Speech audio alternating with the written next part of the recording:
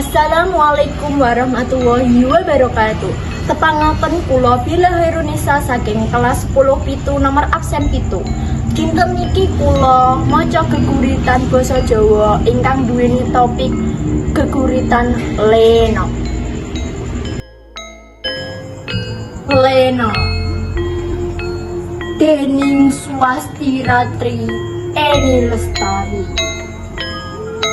Jari lemah mutah geteh iki suwarga. Teklek kayu lan watu bisa dadi tetuhan. Tirta tumrap amerta samirana sumiler ing pinggir.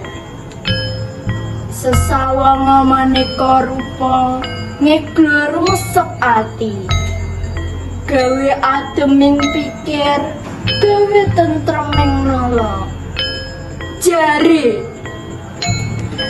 Dewi Sri tansah ngayomi, sandang, pangan, papan, saben jalma kedumen.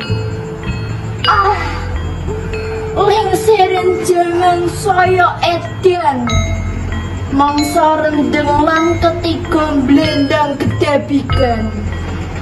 Lemah bengkah, wit-witan semplah, bengalan luber bleber tekan nyemper. Puhan ngebati pelataran, papan gegojegan ora kumanan kalau dolan.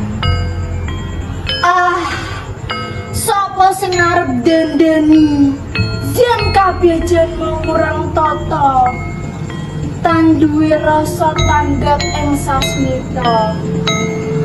Lena.